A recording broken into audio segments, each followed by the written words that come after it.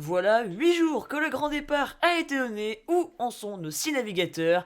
Salut tout le monde et bienvenue pour cette nouvelle vidéo sur Gothic Sailing. Aujourd'hui, nouveau format de vidéo à l'opposé de celle que je fais habituellement. C'est l'heure de votre premier AUC Flush, votre nouveau rendez-vous du lundi soir. Chaque lundi, on se retrouvera pour faire un point sur la course en ce qui concerne le classement, mais aussi les événements de course au cours de cette semaine. Si vous aimez mon contenu, n'hésitez pas à vous abonner, à liker, à partager et à venir me suivre sur Facebook et sur Instagram. Et sur ce, on est parti pour ce premier numéro. Les 6 skippers engagés sur l'Arkea Ultimate Challenge ont vécu leur première semaine en mer à vitesse grand V. En effet, après 8 jours de course, 5 des 6 skippers ont passé l'équateur. C'est Tom Laperche qui a croisé le premier la route de Neptune samedi soir, suivi de très près par Charles Caudrelier. Quelques heures plus tard, le dimanche matin, Armel Lecléache et Thomas Coville les ont imités, chose faite également pour Anthony Marchand ce matin.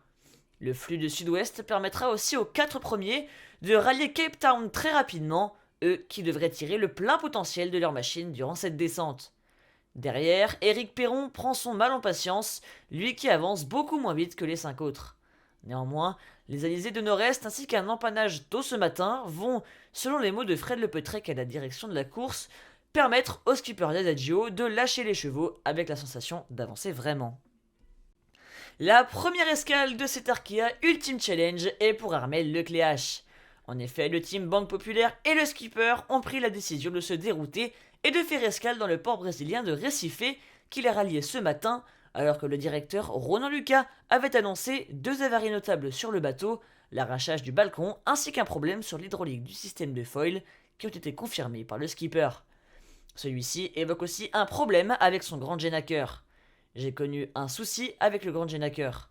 Le point d'amure s'est cassé et la voile a arraché le balcon avant.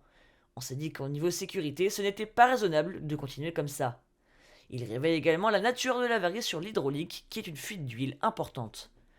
Le skipper de Banque Populaire 11 a déjà annoncé qu'une partie de l'équipe était déjà sur le pont.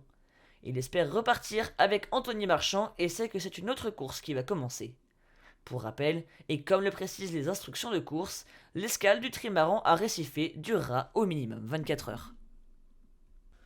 Niveau classement, et depuis le début de la course, la bataille est épique dans la lutte pour la première place entre Tom Laperche et Charles Caudrelier qui se rendent coup pour coup. Ce lundi soir, c'est SVR Lazartigue qui est devant le Maxi Edmond de Rothschild pour 43 petits milles.